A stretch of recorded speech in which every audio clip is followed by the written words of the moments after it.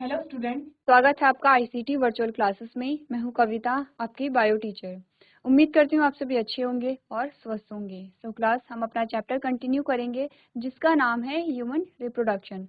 Previous lecture में हम यहाँ पे डिस्कस कर रहे थे फीमेल रिप्रोडक्टिव सिस्टम के बारे में, जिसमें हमने अलग अलग ऑर्गन को देखा था और देख रहे थे कि इस ऑर्गन का यहाँ पे क्या फंक्शन है। आपको होमवर्क में दिया गया था कि आपको यूट्रस की जो वॉल हैं उनके नाम पढ़ के आने हैं और उनके क्या फंक्शन है वो आपको पढ़ के आना है। तो आज ये जो टॉपिक है इसे हम कंटिन्यू करेंगे। तो आइए चलते हैं स्मार्ट बोर्ड की तरफ।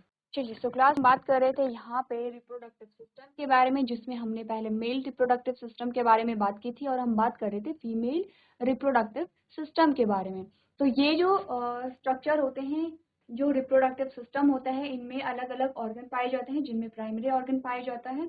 और आपको बताया गया था जो प्राइमरी ऑर्गन है उसी में क्या होगा, गैमेट का फॉर्मेशन होगा, चाहे हम मेल की बात करें चाहे फीमेल की बात करें। तो सबसे पहले जो प्राइमरी ऑर्गन हमारे पास आता है वो है ओवरीज। एक पेयर ओवरीज यहाँ पे होती हैं। उसके बाद हमने बात की कि जो ओवरीज होती हैं वो दो होती हैं, यानी कि पेयर में हमेशा होती हैं। क्या क्या इनका फंक्शन होता है, एक तो ये गैमीट का फॉर्मेशन करेंगी और सेकंड यहाँ पे क्या होगा, जो हार्मोन्स होते हैं उन्हें रिलीज करती है जो गैमीट फॉर्मेशन में हेल्प करते हैं। सेकंड, जो सेकेंडरी कैरेक्टर हैं उन्हें डेवलप करने में ये हेल्प करते हैं। ये चीजें हमने देखी थी। फिर हमने कहा था कि ओवरीज जो होती हैं वो एक लेयर से घिरे हुए रहते हैं, और जिसे हम क्या, जो घिरे हुए रहते हैं तो उसमें जो ओवरीज होता है वो उसके दो पार्ट होते हैं। कौन कौन से पार्ट होते हैं, हमने कहा पेरिफेरल कॉर्टेक्स और इनर मेड्यूला। हमने इसका डायग्राम भी देखा था। तो हमने क्या कहा, हमने कहा अगर पूरे पार्ट को हम देखें, हम बात कर रहे हैं ओवरी की। हमने बात कहा ओवरी कैसे होती है, ओवल शेप की। हमने कहा ओवरी कैसे होती है, ओवल शेप की होती है, ये बात हम कर रहे थे। हमने कहा ये पूरा जो रीजन है इसे हम क्या कह रहे थे, हमने कहा इस पूरे रीजन को हम स्टोमा कह रहे हैं। अब ये जो स्टोमा है दो पार्ट में डिवाइडेड है। ये वाला जो अंदर वाला पार्ट है, हमने कहा जो अंदर वाला पार्ट है इसे हम क्या कह रहे हैं, मेड्यूला कह रहे हैं।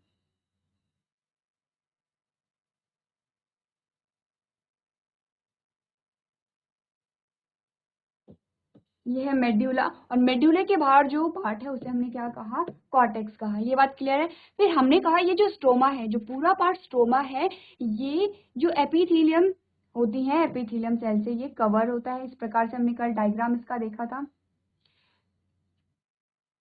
ठीक है, इतनी बात क्लियर है। यानी कि ओवरीज में क्या होते हैं, ओवरीज में पूरे भाग को हम ओवरीज के स्टोमा कहते हैं। स्टोमा दो पार्ट में डिवाइडेड होता है, पेरिफेरल कॉर्टेक्स और इनर मेड्यूला।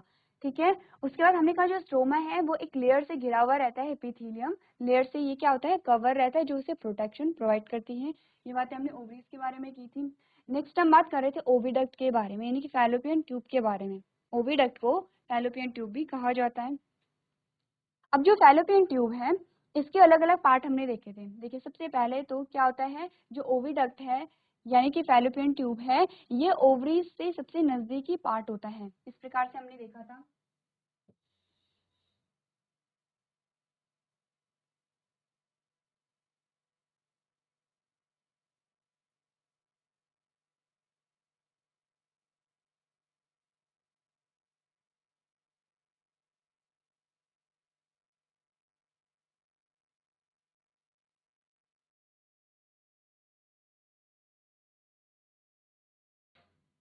इस प्रकार से हमने स्ट्रक्चर देखा था।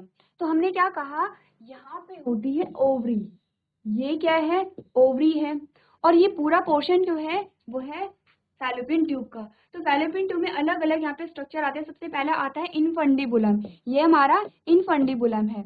इनफंडिबुलम में क्या लगे होते हैं, यहाँ पे फिमरी लगे होते हैं। इसे हमने क्या कहा, फिमरी कहा, जो कि अंगुली नुमा संरचना थी। उसके बाद हमारे पास आता है एम्प्यूला। ये जो उभरा हुआ भाग है इसे हमने क्या कहा, एम्प्यूला कहा। और लास्ट में ये जो नैरो ट्यूब यहाँ पे आपको दिखाई दे रही है इसे हमने क्या कहा, स्टमस कहा। दोनों साइड यही बात हमने की है, हमने डिटेल में देखा है स्ट्रक्चर को और क्या क्या फंक्शन होते हैं। तो हमने कहा कि जो इनफंडिबुलम है उसमें फिमरी प्रेजेंट होती है, और फिमरी का क्या फंक्शन हमने देखा था। हमने कहा था फिमरी क्या करती है, देखिए यहाँ से ये ओवरी है, ओवरी के अंदर यहाँ पे क्या होगा, ओव्यूल होगा, ओवम होगा। यहाँ पे क्या होगा, ओव्यूल के अंदर क्या होगा, यहाँ पे ओवम होगा। ओवियम ओवम यानी कि जो एग सेल होती है, जो मेल गैमीट जो फीमेल गैमीट होती है, यहाँ पे क्या होगा, जो फिमरी क्या करेगी, फीमेल गैमेट को कैप्चर करेगी और ये फीमेल गैमेट, ये जो एग सेल है, ये फैलोपियन ट्यूब के अंदर चली जाएगी। इसी के साथ ही मैंने एक चीज आपको बताई थी, मैंने आपको कहा था कि यहाँ पे जो फीमेल गैमेट है, जो एग सेल है, वो क्या होगी, वो नॉन मोटाइल होती है, यानी कि ऐसा नहीं कि उसमें गति होती है। तो फिर ऐसा कैसे होता है कि जो एक्सेल है वो यहाँ पे फैलोपियन ट्यूब में पहुंच जाती है। देखिए सबसे पहले तो यहाँ पे क्या होगा, जो फिमरी होगी, फिमरी क्या करेगी, उसे कैच करेगी फीमेल गैमेट को, और यहाँ पे क्या होते हैं, छोटे छोटे सीलिया लगे होते हैं, छोटे छोटे हेयर लाइक स्ट्रक्चर होते हैं, सीलिया होते हैं, और इन्हीं सीलिया में फिसल करके जो एग है वो कहाँ पहुंच जाता है, फैलोपियन ट्यूब में पहुंच जाता है। इतनी बात क्लियर है। उसके बाद हमारे पास एम्प्यूला आता है और स्थमस आता है। एम्प्यूला कौन सा भाग है, जो मोटा भाग है, जो उभरा हुआ भाग है, उसे हमने क्या कहा, एम्प्यूला कहा। और जो नैरो यहाँ पे आपको ट्यूब दिखाई दे रही है वो है आपकी स्थमस। तो आप ये जो स्ट्रक्चर है वो डिटेल में करेंगे, क्योंकि आपके पास आ सकता है कि ओविडक्ट या फैलोपियन ट्यूब के सारे भागों को चित्र के द्वारा नामांकित कीजिए। तो आपको क्या आना चाहिए, सारी लेवलिंग आनी चाहिए और डायग्राम आपको आना चाहिए। चलिए, हम बात कर रहे थे यूट्रस की, यहाँ तक की बात हम कर चुके हैं। हम यूट्रस की बात कर रहे थे। यूट्रस क्या होता है, देखिए हमने कहा यूट्रस को हम वूम भी कह सकते हैं। The uterus also be named as womb. ठीक है, यूट्रस को हम वूम भी कहते हैं। It is design like a inverted pear and attach to the pelvic wall by ligament. तो क्या होता है, ये इन्वर्टेड पेयर शेप का होता है। ये आपने देखा है, हम बात करते आते हैं जब भी हम रिप्रोडक्शन की बात करते हैं और रिप्रोडक्टिव सिस्टम की बात करते हैं। जब हमने फीमेल रिप्रोडक्टिव सिस्टम की बात की तो हमने क्या कहा कि जो यूट्रस होता है वो इन्वर्टेड पेयर शेप का होता है। In uterus the embryo develops into foetus. अब देखिए, यूट्रस ही वो जगह है जहाँ पर जो एम्ब्रियो होता है, जो भ्रूण होता है, वो फीटस में डेवलप होता है। देखिए, एम्ब्रियो का क्या होता है, एम्ब्रियो के सारे जो स्ट्रक्चर हैं, सारे जो ऑर्गन हैं, वो पूरे डेवलप नहीं होते हैं, डेवलप हो रहे होते हैं। फीटस में क्या होता है, सारे ऑर्गन वहाँ पे डेवलप हो चुके होते हैं। ठीक है, इतनी बात क्लियर है। अभी कह रहा है it opens into the vagina via और नैरो सर्विक्स। अब यहाँ पे जो ये यूट्रस है, यूट्रस क्या होता है, जब भी यहाँ पे जो एम्ब्रियो जब फीटस में डेवलप हो जाएगा तो जो फीटस होगा, फीटस कहाँ से आएगा, जो ओपनिंग होती है फीमेल रिप्रोडक्टिव सिस्टम में, दैट इज वेजाइना, यहाँ से क्या होगा, ये बाहर आएगा। ठीक है, ये बात क्लियर है। अब यहाँ पे कहा गया है through via a narrow cervix. Cervix के बारे में अब आपको बताया गया है, क्या होता है cervix. It is a narrow canal usually 2 to 3 centimetre in length that connect the uterus to the vagina. ठीक है, ये बात क्लियर है। उसके बाद आपको सर्विकल कैनाल के बारे में बताया गया है। The cervical canal connect the cavity of the body of the uterus with the lumen of the vagina. और लास्ट हमारे पास बर्थ कैनाल आता है। The cervical canal along with the vagina forms the birth canal which helps during the birth of the baby। तो ये जो सारे parts हैं ये आपको याद रखने हैं और आपको ये भी देखना है कि किस पार्ट का यहाँ पे क्या फंक्शन होता है, कौन सा पार्ट किससे अटैच है, यानी कि आपको सीक्वेंस ही यहाँ पे ध्यान देना है।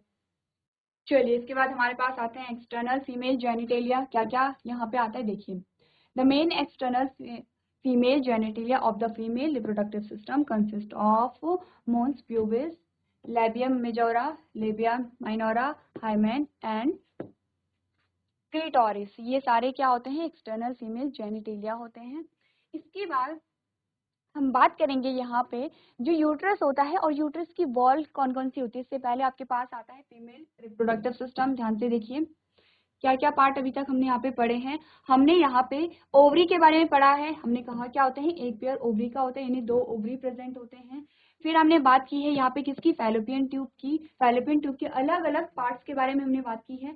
फिर हमने बात की है यहाँ पे किसकी, यूट्रस की। यूट्रस की हमने बात की है। उसके बाद हमने सर्विक्स देखी, यहाँ पे आ गया है सर्विकल कैनाल, ये है। और लास्ट में हमारे पास क्या आता है, बर्थ कैनाल यहाँ पे आ जाती है। यहाँ तक की बात क्लियर है। अब देखिए, ये आपको 3 पार्ट दिखाए गए हैं किसके, फैलोपियन ट्यूब के। सबसे पहला इनफंडिबुलम है और इनफंडिबुलम में हमने क्या देखा, फिमरी अटैच है।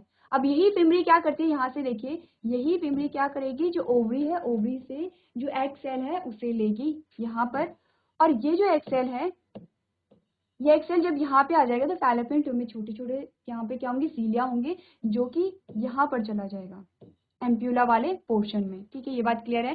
सेकेंड हमारा एम्प्यूला आ गया है, थर्ड हमारा स्थमस आ गया है।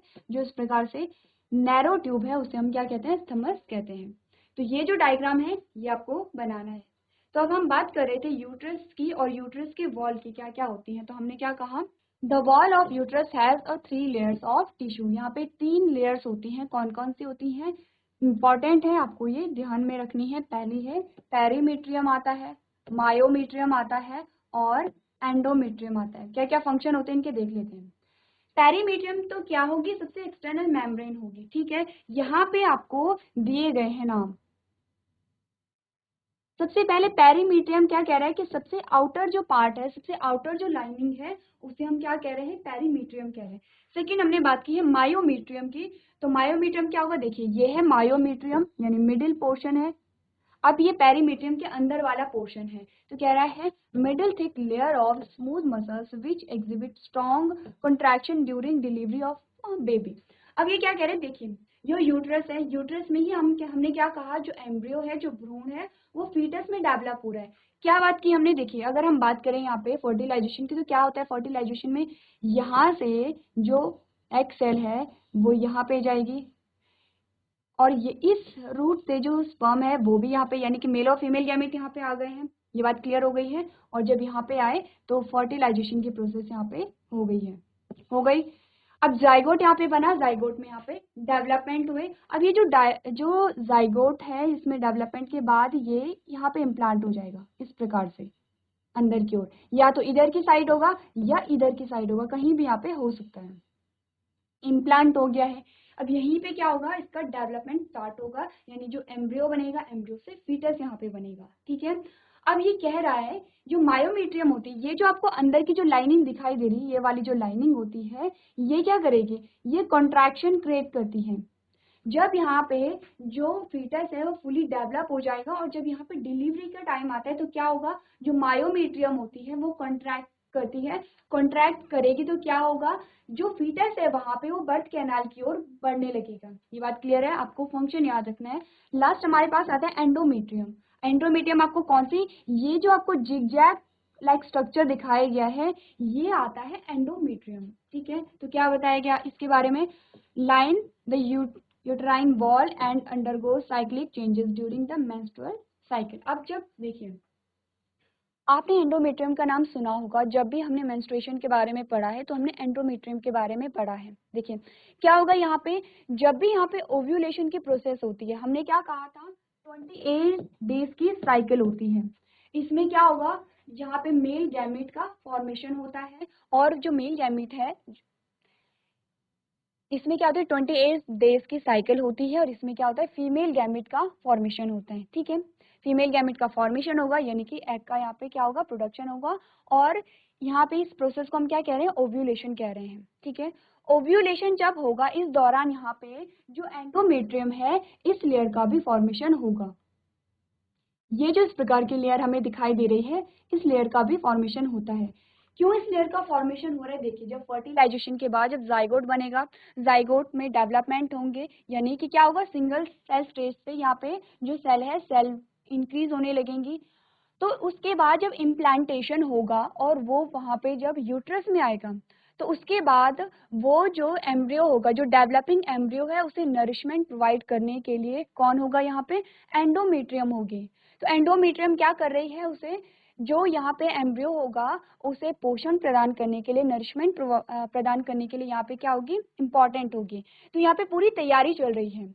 यहाँ पे क्या होगा कि फर्टिलाइजेशन की पूरी तैयारी चल रही है, फर्टिलाइजेशन के बाद की पूरी तैयारी चल रही है। तो ये बात क्लियर है कि यहाँ पे एंडोमेट्रियम का फॉर्मेशन हो जाता है। अब क्या होगा, यहाँ पे फर्टिलाइजेशन हुआ ही नहीं, फर्टिलाइजेशन नहीं हुआ तो जो एग है यहाँ पे, ये तो बात थी कि यहाँ पे फर्टिलाइजेशन हो गया है।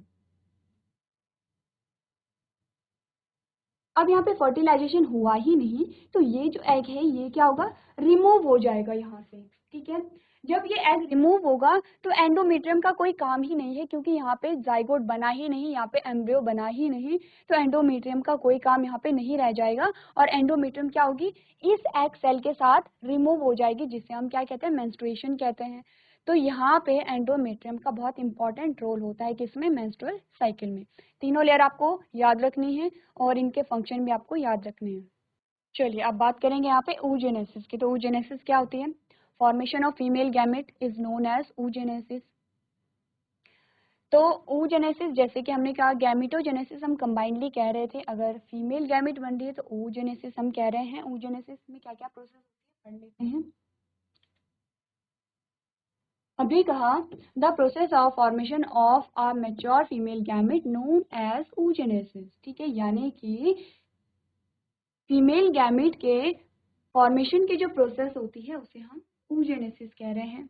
It is introduced during the embryonic development stage. अब देखिए क्या होता है, मैंने आपको कहा था कि जब हमने मेल गैमेट की फॉर्मेशन बात की थी तो हमने कहा था कि जब यहाँ पे प्यूबर्टी आ गई है उसके बाद ये चेंजेस आ रहे हैं और वहीं पे आप क्या होगा, गैमेट फॉर्मेशन स्टार्ट हो जाता है। लेकिन फीमेल में क्या होता है, जब फीमेल एम्ब्रियोनिक स्टेज में रहती है, यानी कि जो फीमेल है वो अपनी माता के गर्भ में जब रहती है तो यहाँ पे oogenesis की प्रोसेस शुरू हो जाती है। अब क्या होगा, कुछ ही स्टेप यहाँ पे होते हैं oogenesis के और वो जो प्रोसेस है वहीं पे रुक जाएगी, ठीक है। ये सारी चीजें कहाँ चल रही हैं, जो फीमेल है जब वो एम्ब्रियो रहती है, यानी कि जब वो अपनी मदर के वूम में है तब ये प्रोसेस चल रही है। तो क्या हुआ, थोड़ी सी स्टेजेस यहाँ पे हुई oogenesis की, वो स्टेज वहीं पे रुक जाती है। अब क्या होगा, उसका बॉर्न होता है और जब तक उसका जब उसका बॉर्न हुआ यानी कि उसका जन्म हुआ और प्यूबर्टी तक का जो टाइम है तब तक कोई भी चेंजेस यहाँ पे नहीं होंगे। क्या होगा, यहाँ पे जो प्यूबर्टी टाइम आएगा तब यहाँ पे क्या होंगे, जो हार्मोन्स रिलीज होंगे, सेकेंडरी कैरेक्टर डेवलप होंगे और तब जो oogenesis की प्रोसेस जो कि आधी रुकी हुई थी उसकी आगे फिर वो क्या होगी, फर्दर आगे बढ़ेगी, ठीक है। तो यही चीज आपको यहाँ पे बताई गई है। At this stage few millions gamete mother cells और oogonia are form in the foetal ovary. यहाँ पे कह रहे हैं कि जब जो फीमेल होती है वो अपनी मदर के वूम में होती है तो यहाँ पे कुछ oogonia यहाँ पे क्या होते हैं, बन जाते हैं। After birth no more oogonia are form or added. अब क्या होगा, जब उसका जन्म हो गया है, जब उसका बर्थ हो गया उसके बाद और oogonia नहीं बनेंगे यहाँ पे, ठीक है, ये बात क्लियर है। अब देखिए oogonia को क्या कहा गया है, गैमीट मदर सेल कहा गया है। गैमीट मदर सेल का क्या मतलब है, वो सेल्स जहाँ से कि फीमेल गैमीट का फॉर्मेशन होगा। जैसे कि जब हमने पढ़ा था, जब हम फ्लावरिंग प्लांट्स में रिप्रोडक्शन पढ़ रहे थे तो हमने कहा था जब पॉलिन ग्रेन का फॉर्मेशन हो रहा है तो कहाँ से हो रहा है, माइक्रोस्पोर मदर सेल से हो रहा है। माइक्रोस्पोर मदर सेल से क्या होगा, माइक्रोस्पोर का फॉर्मेशन होगा, ठीक है। जब हमने बात की कि यहाँ पे क्या हो रहा है, फीमेल गैमीट का फॉर्मेशन हो रहा है, हमने कहा मेगास्पोर मदर सेल है और मेगास्पोर मदर सेल से मेगास्पोर का फॉर्मेशन यहाँ पे होगा। उसी प्रकार से जब हम बात कर रहे हैं ह्यूमन की, और ह्यूमन में हमने कहा फीमेल गैमीट का जब फॉर्मेशन हो रहा है तो गैमीट मदर सेल्स यहाँ पे बनती हैं। गैमीट मदर सेल से क्या होगा, फीमेल गैमीट का फॉर्मेशन होगा। चलिए नेक्स्ट जो हमें स्टेज बताती है, the oogonia form primary oocyte that form by the process of meiosis and get arrested at the stage of a prophase, ठीक है। नेक्स्ट हमें जो पॉइंट बताता है, each primary follicle is form by the primary oocyte which are surrounded by a layer of a granulosa cells. ये सारे जो points हैं इसे हम लाइन डायग्राम में समझेंगे और तब आपको ज्यादा समझ में आएगा कि यहाँ पे क्या हो रहा है, ठीक है। ये कह रहा है कि सबसे पहले क्या होता है, देखिए यहाँ पे few millions gamete mother cells बनती हैं, यानी कि oogonia बनते हैं। oogonia से प्राइमरी oocyte यहाँ पे बना है। अब यहाँ पे क्या होगा, प्राइमरी oocyte से क्या बनेगा, प्राइमरी फॉलिकल बनेगा, ठीक है। ये आपको सीक्वेंस याद रखना है। Between birth to puberty a large number of primary follicles get degenerated. अब देखिए क्या होता है, जो फीमेल है उसके बर्थ से लेके प्यूबर्टी तक क्या होती है, ये जो प्राइमरी फॉलिकल्स हैं ये डीजनरेट होती हैं, यानी कि क्या बहुत सारी follicles, millions of follicle sales यहाँ पे बन रही हैं, लेकिन क्या होगा, वो जनरेट होती रहेंगी, ठीक है। There are only about 60 to 80,000 primary follicles available in the ovary at the time of puberty. ठीक है, क्या कह रहे देखिए, सबसे पहले तो आपको ये बताया गया था कि यहाँ पे अगर oogonia बने तो मिलियंस oogonia बने, यानी कि बहुत सारे oogonia यहाँ पे बने। oogonia से हमने क्या कहा, प्राइमरी oocyte बने, प्राइमरी oocyte से क्या बना, प्राइमरी फॉलिकल बना। ये सारी प्रोसेस कहाँ चल रही थी, जब जो फीमेल अपने मदर के वूम में थी, यानी कि अपनी जब वो क्या थे, गर्भ में थी, तभी ये सारी चीजें उसकी ओवरी में चल रही थी। ठीक है, बात क्लियर है। अब यहाँ पे क्या होता है, जब यहाँ पे प्राइमरी फॉलिकल का फॉर्मेशन हुआ, अब फीमेल के बर्थ का टाइम आ गया है, तो ये प्रोसेस यहीं रुक जाती है। ठीक है, रुक गई ये प्रोसेस। अब क्या हुआ, जब फीमेल का बर्थ हुआ तो यहाँ पे क्या थे, बहुत सारे प्राइमरी फॉलिकल्स थे, लेकिन ये प्राइमरी फॉलिकल्स डीजनरेट होने लग गए, यानी कि नष्ट होने लग गए। और नष्ट होते होते जब वो प्यूबर्टी में आई तो उसके पास कितने प्राइमरी फॉलिकल बची, ये बता रहे हैं डाटा, 60 से 80 हजार प्राइमरी फॉलिकल्स के पास अब बचे हैं। ठीक है, यह आपको जो डाटा दिया गया आपकी बुक में वो भी पूछा जाता है। ठीक है, ये बात क्लियर है। उसके बाद देखिए क्या हुआ, these remaining primary follicles get surrounded by a few more layers of granulosa cells as well as a new theca to form the secondary follicles। अब क्या हुआ देखिए, अब ये सारी चीजें कहाँ चल रही होंगी, जब जो फीमेल है वो प्यूबर्टी में आ गई है तो प्राइमरी फॉलिकल्स में कुछ लेयर बननी शुरू हो गई है, जैसे तो यहाँ पे अब जब कुछ लेयर यहाँ पे बनी है तो यहाँ पे सेकेंडरी फॉलिकल्स का फॉर्मेशन हो गया है। ठीक है, जब यहाँ पे क्या हुआ, अब प्राइमरी फॉलिकल्स से सेकेंडरी फॉलिकल्स का फॉर्मेशन हुआ है। सेकेंडरी फॉलिकल्स कैसे बनी, जब प्राइमरी फॉलिकल्स में कुछ लेयर्स यहाँ पे बनी है ग्रेन्युलोसा की। ठीक है, नेक्स्ट क्या हुआ, the tertiary follicle is formed by the secondary follicles. अब क्या हुआ, टर्शरी फॉलिकल यहाँ पे बनेगा।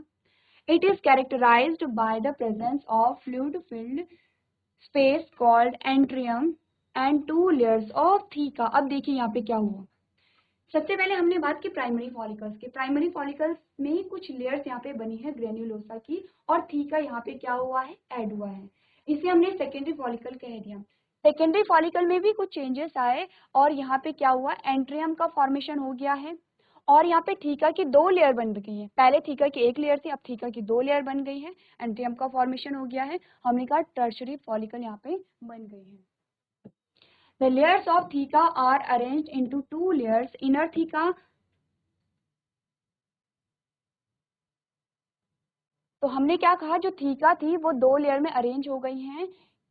पहला है थीका इंटरना और थीका एक्सटर्ना। ठीक है, क्या बात की, टर्शरी फॉलिकल में थीका की 2 लेयर बनी है, क्या नाम है उनका, थीका इंटरना, थीका एक्सटर्ना। नाम ही बता रहा है, एक अंदर की साइड होगी और एक बाहर की साइड होगी। ठीक है, नेक्स्ट हमने कहा the primary oocyte increase in size and complete it's first meiotic division. अब क्या होगा, यहाँ पे म्योटिक डिवीजन भी कंप्लीट हो गया है। This division is an equal division that forms a large secondary oocyte and a tiny first polar body. ठीक है, यहाँ तक की बात क्लियर है। चलिए, नेक्स्ट हमें बता रहा है primary follicles get surrounded by the more layers of granulosa cells called secondary follicles that transform into a tertiary follicles that contain a fluid filled cavity called antrum. ये बात हम कर चुके हैं। ठीक है, the tertiary follicles further changes into the mature follicles. ठीक है, टर्शियरी फॉलिकल्स के बाद क्या हुआ, मैच्योर फॉलिकल बने हैं कॉल्ड ग्राफियन फॉलिकल्स। अब इन्हें ग्राफियन फॉलिकल्स कह रहे हैं। टर्शियरी फॉलिकल के बाद क्या बना, यहाँ पे ग्राफियन फॉलिकल्स का फॉर्मेशन हो गया है, which rupture to release a secondary oocyte। अब क्या होगा, ग्राफियन फॉलिकल रैप्चर हुआ, सेकेंडरी oocyte यानी कि ओवम यहाँ पे क्या हुआ, रिलीज हुआ। कहाँ से, from the ovary bye the process of ovulation. इसी को हम ओव्यूलेशन कह रहे हैं। तो ये जो बात थी ये हमने पढ़ी थी oogenesis की प्रोसेस, क्या क्या हुई देखिए, एक बार फिर से यहाँ पे रिपीट कर लेते हैं। सबसे पहले जो फीमेल थी, जो वो अपने माता के वूम में थी, मदर के वूम में थी, तो यहाँ पे क्या बनी, मदर सेल्स और oogonia यहाँ पे बनी। पहली बात ये हो गई है। दूसरा, जो oogonia था उन्होंने क्या किया, यहाँ पे प्राइमरी oocyte का फॉर्मेशन किया, दूसरी बात हो गई है। अब प्राइमरी oocyte ने क्या किया, यहाँ पे प्राइमरी फॉलिकल्स का फॉर्मेशन किया, तीसरी बात हो गई है। प्राइमरी फॉलिकल्स यहाँ पे अब बने हुए हैं। ठीक है, प्राइमरी फॉलिकल्स में क्या हुआ, कुछ यहाँ पे लेयर्स ऐड हो गई हैं और थीका का भी फॉर्मेशन हो गया है। तो यहाँ पे क्या हुआ, यहाँ पे क्या हुआ, सेकेंडरी फॉलिकल का फॉर्मेशन हो गया है। सेकेंडरी फॉलिकल में क्या हुआ, यहाँ पे अब फ्लूइड आ गया है जिसे हम एंट्रियम कह रहे हैं। थीका 2 लेयर में बट गया है जिसे थीका इंटरना थीका एक्सटर्ना हमने कहा है, और टर्शरी फॉलिकल्स का यहाँ पे फॉर्मेशन हो गया है। ठीक है, अब ये जो टर्शरी फॉलिकल्स थी, हमने क्या बात की, हमने कहा ये जो टर्शरी फॉलिकल्स थी इसमें चेंजेस आए, ये मैच्योर फॉलिकल्स में कन्वर्ट हुआ, और अब यहाँ पे क्या हुआ, ग्राफियन फॉलिकल्स का फॉर्मेशन हो गया। ग्राफियन फॉलिकल्स जब रैप्चर हुआ तो यहाँ पे सेकेंडरी oocyte यानी कि ओवम का क्या हुआ, ओवम यहाँ से रिलीज हुआ, और इसी प्रोसेस को हम ओव्यूलेशन कह रहे हैं। पूरी प्रोसेस क्या है, ओव्यूलेशन है। ठीक है, यानी कि गैमेट फॉर्मेशन जब हुआ है, गैमेट जब यहाँ पे रिलीज हुआ है, इस पूरी प्रोसेस को हमने क्या कहा, ओव्यूलेशन कहा। ये आपको बता रखा है। यहाँ पे प्राइमरी फॉलिकल बने, फिर यहाँ पे सेकेंडरी बना, टर्शरी बना, ग्राफियन फॉलिकल बना। अब इसी ग्राफियन फॉलिकल से ओवम यहाँ पे रिलीज हो गया है, इसे हम क्या कहते हैं, ओव्यूलेशन कहते हैं। इंपॉर्टेंट प्रोसेस है, आपको ये ध्यान रखनी है। चलिए, सो क्लास आज हमने पढ़ा है ओव्यूलेशन के बारे में। इंपॉर्टेंट टॉपिक है, आपको क्या करना है, अच्छे से इसे पढ़ना है और सीक्वेंस वाइज इसे याद भी करना है। जो डायग्राम है उसको आप बनाने की प्रैक्टिस करेंगे। तो आज के सेशन में हम इतना ही करेंगे। अभी तक क्लास में बने रहने के लिए आपका धन्यवाद।